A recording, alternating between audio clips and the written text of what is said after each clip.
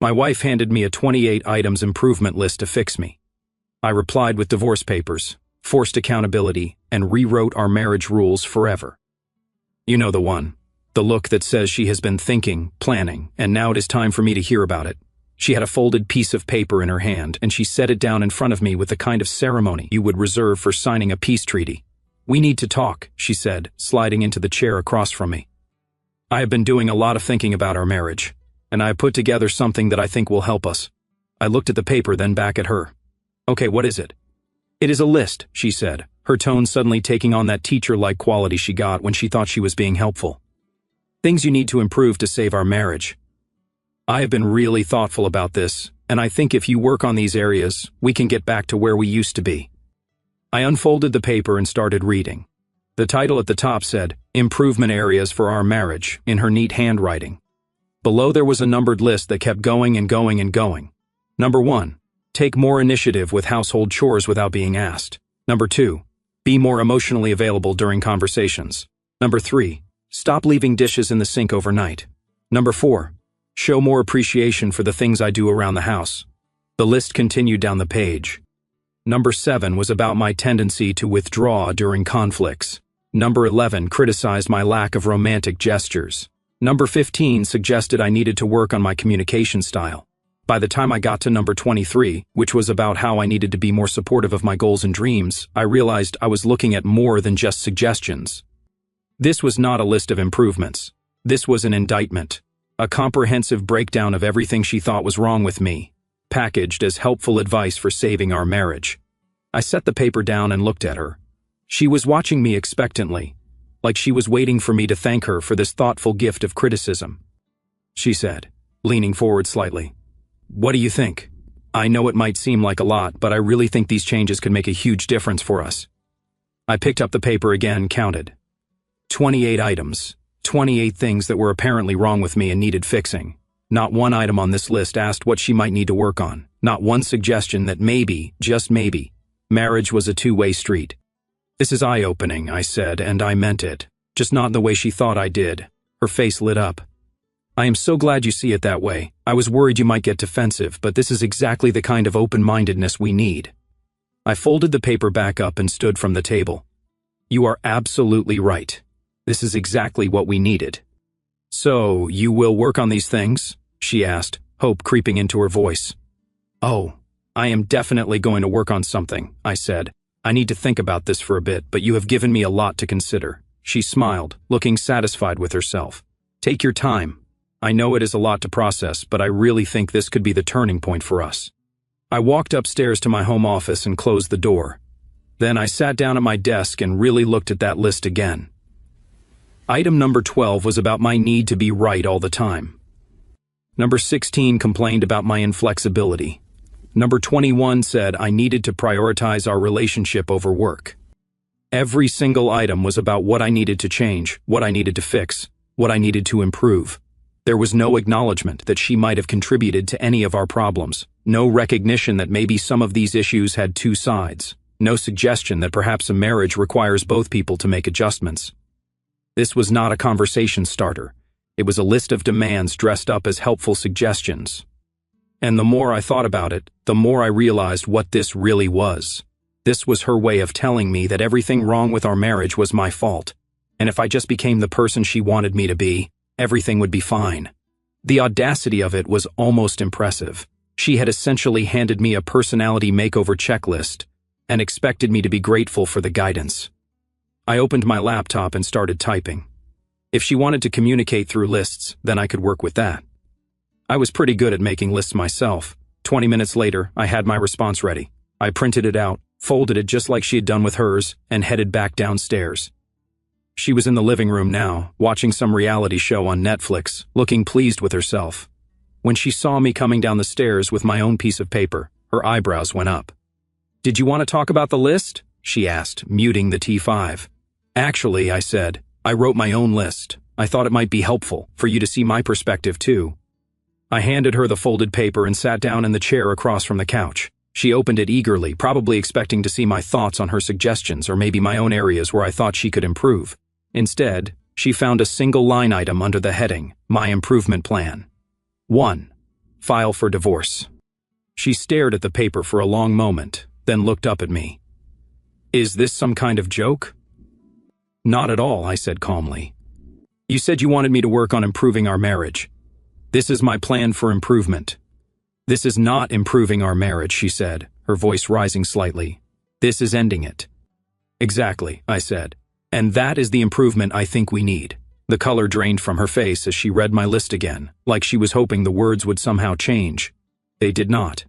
You cannot be serious, she said, setting the paper down on the coffee table like it might bite her. We are talking about improving our marriage, not throwing it away. I leaned back in my chair, completely calm. My improvement plan is simple. Sometimes the best way to fix something broken is to stop pretending it is working. She stood up quickly, pacing to the window and back. This is ridiculous. You are being dramatic. All I did was give you some constructive feedback. Constructive feedback? I could not help but smile at that. 28 items telling me everything that is wrong with me is not constructive feedback. It is a character assassination with bullet points. That is not what it was, she said, her voice getting defensive. I was trying to help us. I was being honest about what needs to change. You are right. You are being honest, just not in the way you think. I picked up her list from the coffee table. Let me read you some of this honesty. Number 14, stop being so logical about everything and show more emotion. Number 19, learn to compromise instead of always thinking you are right. My personal favorite is number 25, work on being less stubborn. She crossed her arms. Those are legitimate concerns. Maybe they are. But here is what is interesting about your list. Every single item is about what I need to change. Every problem in our marriage, according to this document, stems from my failures as a husband. You did not mention one thing you might need to work on. Not one.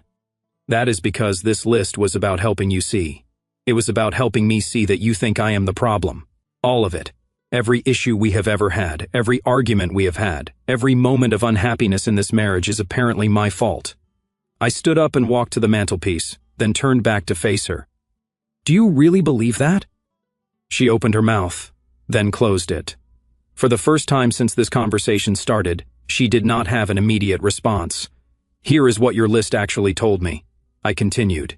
It told me that you have been keeping score for years, writing down every little thing I do that annoys you, every way I fall short of whatever ideal husband you have in your head.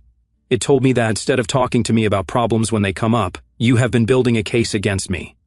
I was not building a case, she protested. I was trying to be thorough.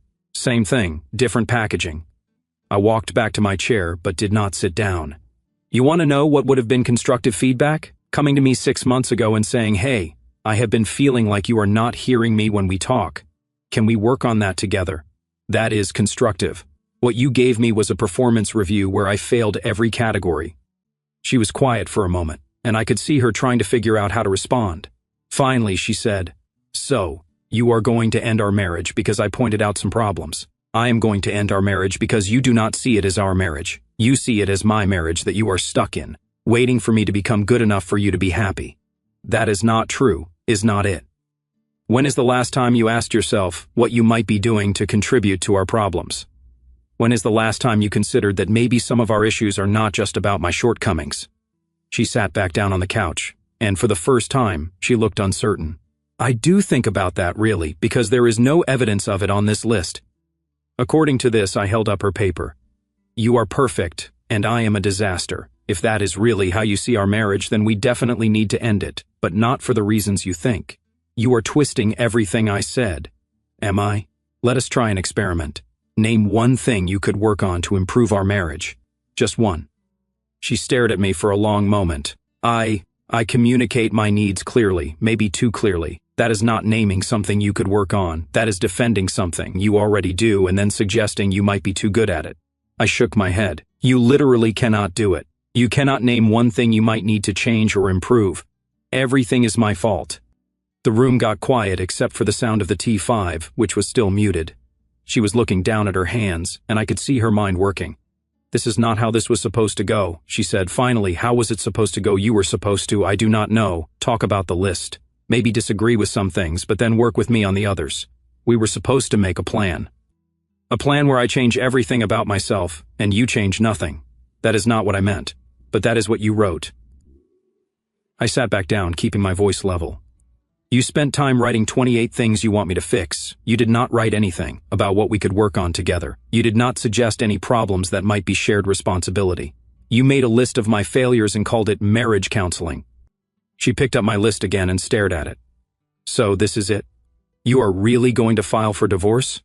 Unless you can give me a reason not to. I love you. That is not a reason. That is a feeling. And if you love someone, you do not hand them a list of everything that is wrong with them and call it help. She was quiet again, and I could see her really thinking for the first time in this entire conversation. I did not realize how it would sound, she said quietly. How did you think it would sound? Helpful? Like I was being supportive and trying to make things better? I looked at her carefully. Do you really not see how handing someone a list of their personal failures might not feel supportive? For the first time, she looked genuinely confused rather than defensive. I thought if I was specific about what needed to change, it would be easier to fix. And what about what you needed to change? I do not know, she said, and her voice was smaller now. I guess I thought I was doing my part by identifying the problems. Over the next few days, she tried everything. The morning after our conversation, I woke up to the smell of bacon and eggs. She was in the kitchen wearing that apron I got her for Christmas 2 years ago, the one she had never used, making breakfast like some 1950s housewife. Good morning, she said with forced cheerfulness. I thought I would make us a nice breakfast before work. I poured myself coffee and sat down at the table. Thanks, she said, a plate in front of me, and sat down with her own.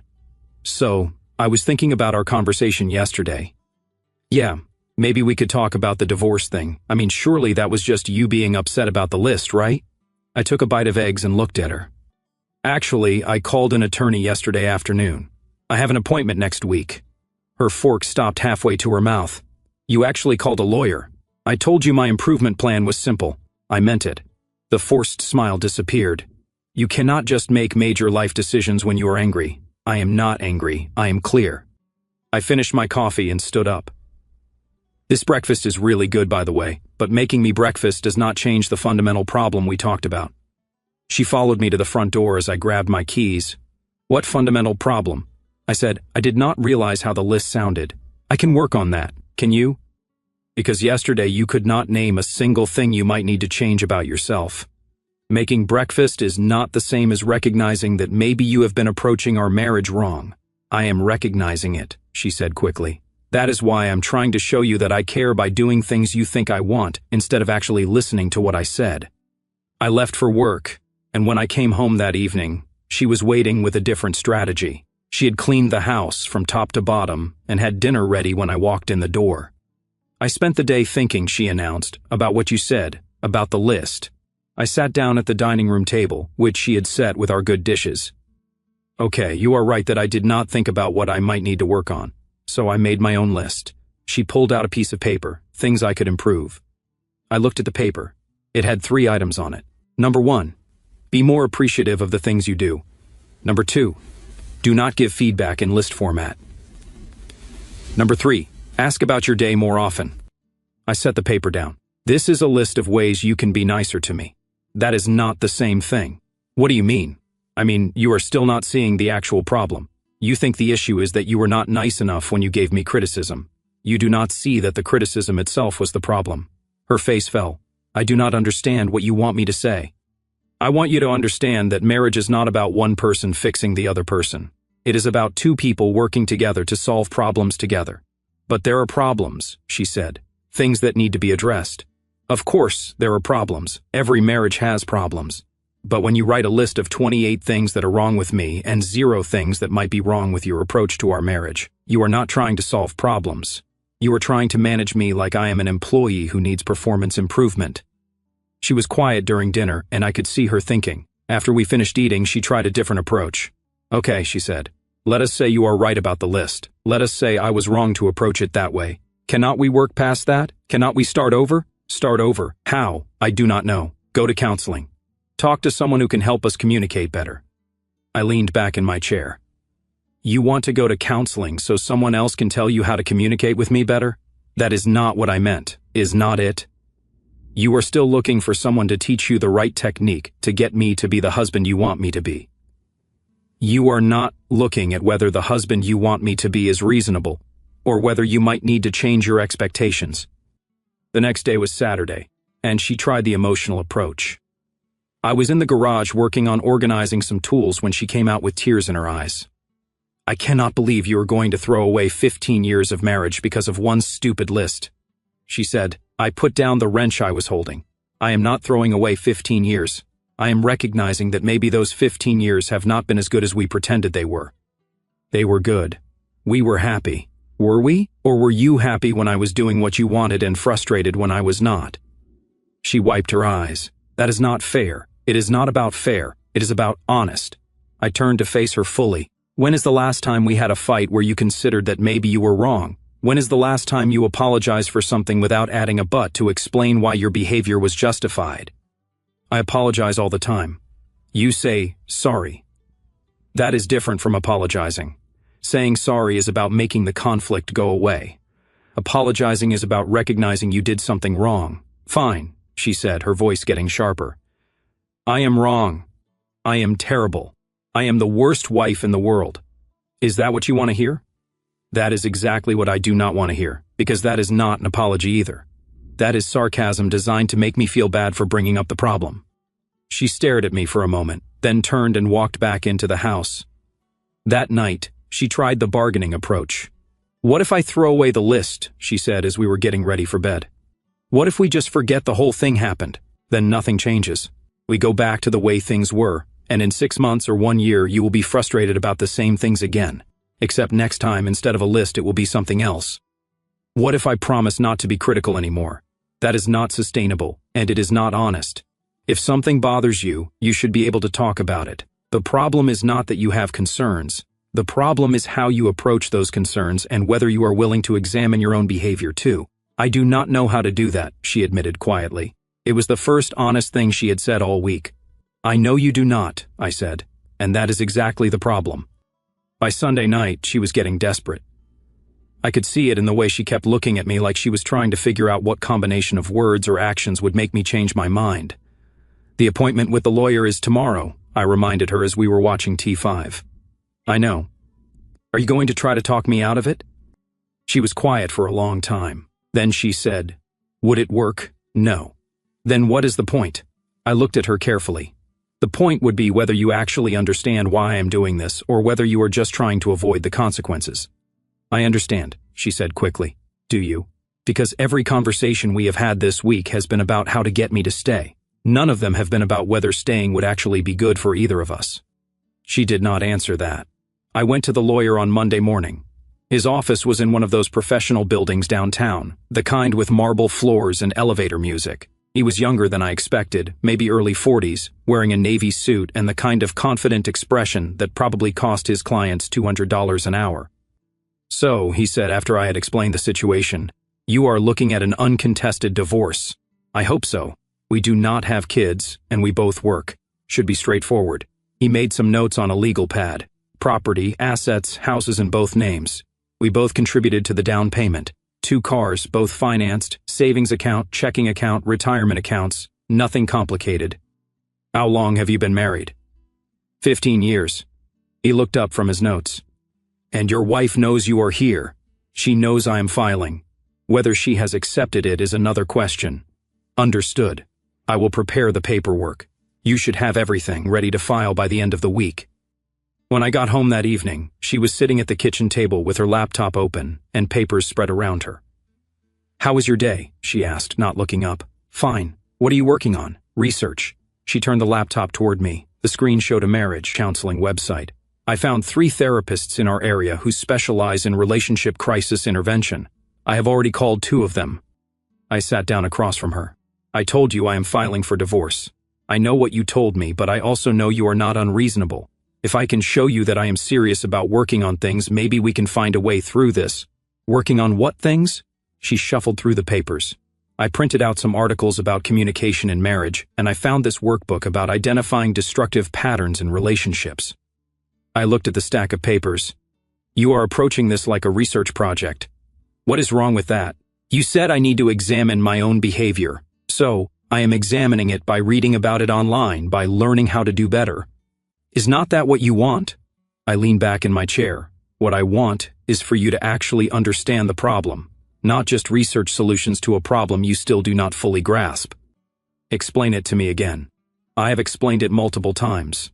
The problem is not that you do not have the right communication techniques. The problem is that you fundamentally do not see our marriage as a partnership between equals. She closed the laptop. That is not true. Then why are all your solutions about learning how to handle me better? Why are not any of them about questioning whether your expectations are reasonable? My expectations are reasonable. I expect my husband to help around the house and be emotionally present. Those are not unreasonable things. And I expect my wife to treat me like an adult instead of a project that needs constant improvement. Is that unreasonable? She did not answer immediately, which was progress of a sort. The next morning, her sister called while I was getting ready for work. I could hear her side of the conversation from the bedroom. I do not understand why he is being so dramatic. No, I gave him some feedback about our marriage, and he is acting like I attacked him. I know, right? Men are so sensitive. I came downstairs, and she quickly ended the call. That was your sister? I asked. She was just checking in. Did you tell her about the list? I mentioned that we were having some communication issues. Did you tell her what was actually on the list? She hesitated. I told her the general idea, but not the specifics. She does not need to know every detail of our private business, or you do not want her to know that you wrote 28 criticisms of your husband and called it helpful feedback. That afternoon, I got a text from her brother. Hey man, heard you and my sister are going through a rough patch. Want to grab a beer and talk? When I got home, I asked her about it. I did not call him, she said defensively. He called me. Word gets around. What exactly is getting around? That we are having problems, that you are considering divorce. And what is your version of why we are having problems? She shifted uncomfortably. I told him we had a disagreement about communication styles. Communication styles? Yes.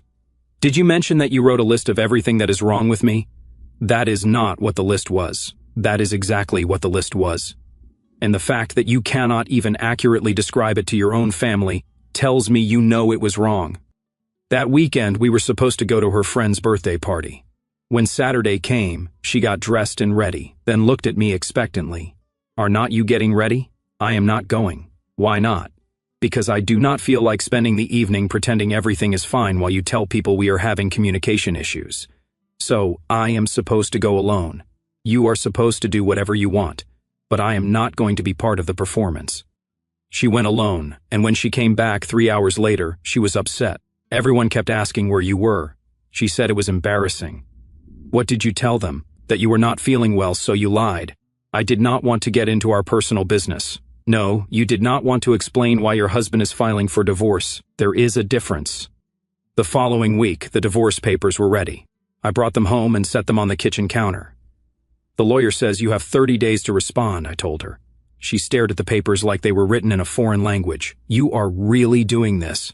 I told you I was really doing this. But I thought if I showed you I was trying to work on things. You showed me you were trying to avoid the consequences of the real problem.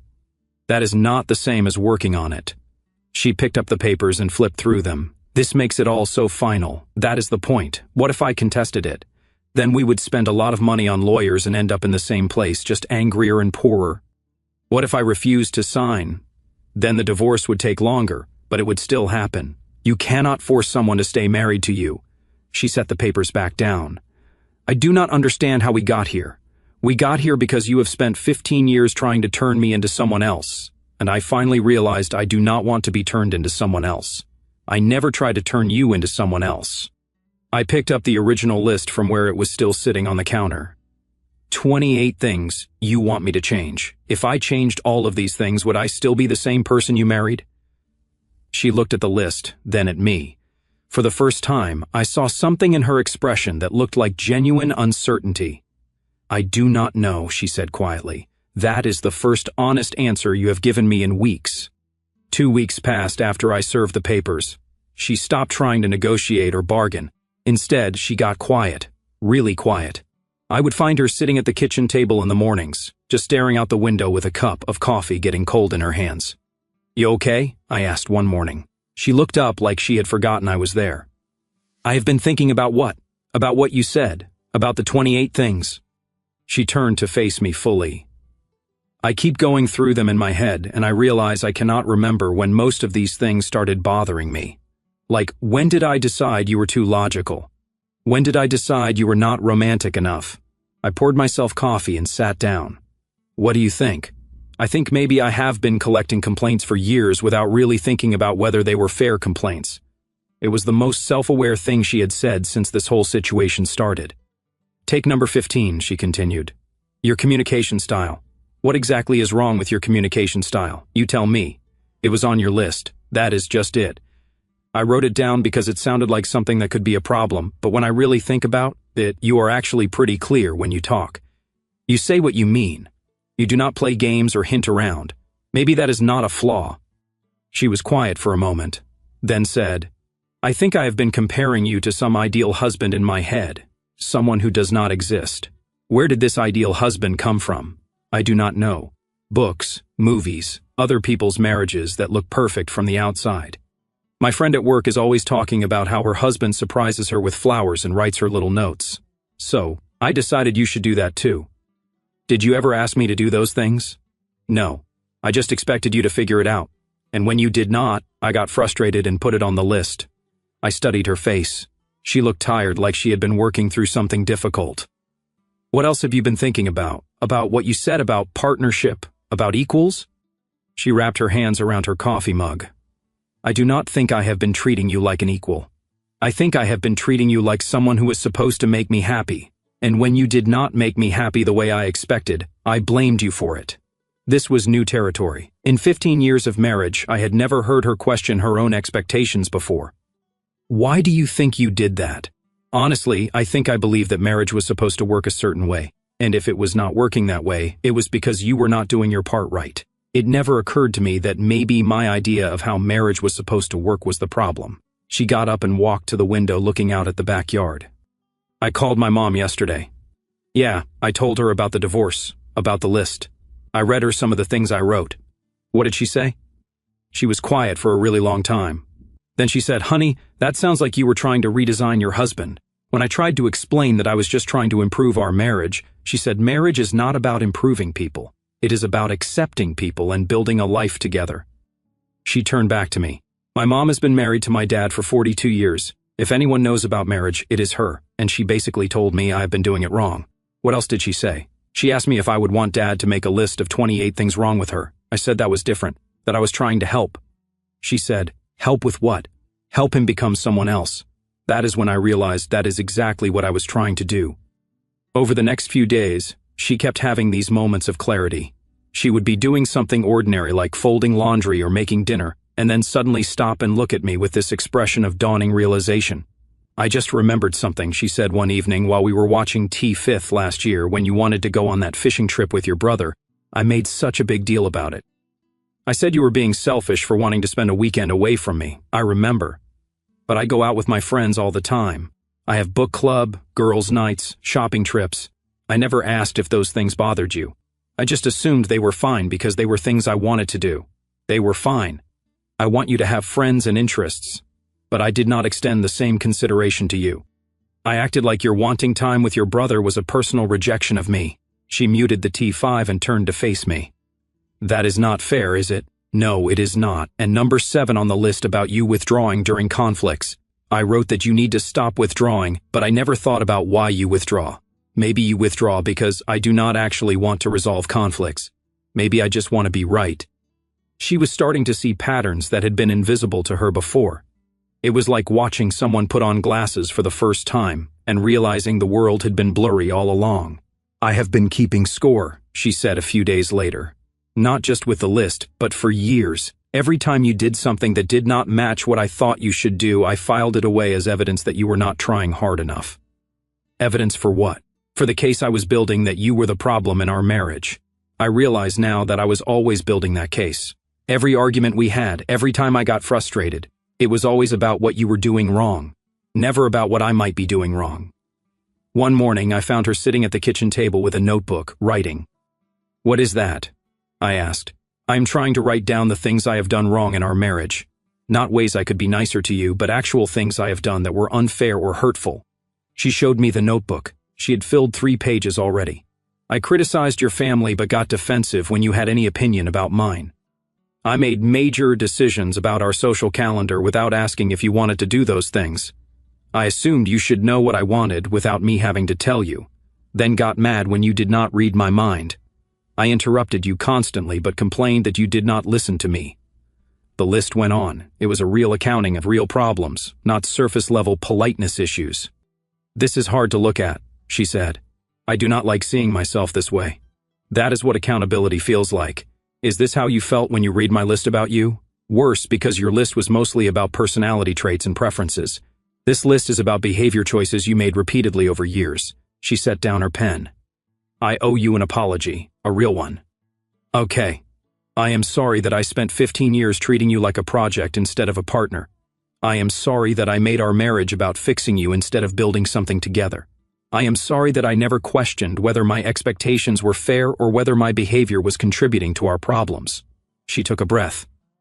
And I am sorry that it took you filing for divorce for me to see any of this. You should not have had to go to that extreme to get me to look at myself honestly. It was the first real apology I had heard from her in years, maybe ever. I appreciate that, I said. Does it change anything? I looked at her carefully. She was not asking hopefully or desperately. She was asking like someone who genuinely wanted to know the answer, whatever it was. I do not know yet, I said honestly. But it is the first conversation we have had in weeks that feels like we are talking to each other instead of past each other.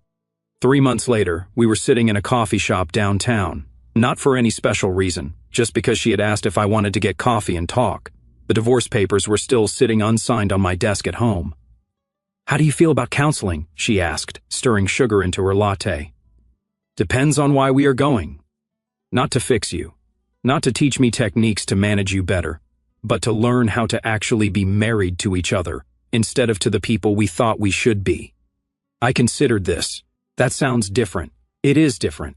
I found someone who specializes in helping couples rebuild after major relationship breakdowns. She does not do the let us improve communication thing. She does the let us figure out if you actually want to be married to each other thing. And you want to figure that out? I want to figure out if the person I am becoming can be married to the person you are, instead of trying to turn you into someone I think I want to be married to. We have been having conversations like this for weeks. Real conversations where she asked questions instead of making demands, where she listened to answers instead of preparing rebuttals. I threw away the original list, she said, but I wrote a new one. She pulled out a folded piece of paper, and for a moment, I felt that familiar tension. Then she handed it to me. It had one item. Learn to be married to my actual husband instead of my imaginary one. That is it. That is everything. Every other problem we have comes from that one. If I can learn to do that, we might have something worth saving. If I cannot, then you were right to file for divorce. I folded the paper back up. And if we do this counseling thing and figure out we can make it work, what happens to the divorce papers?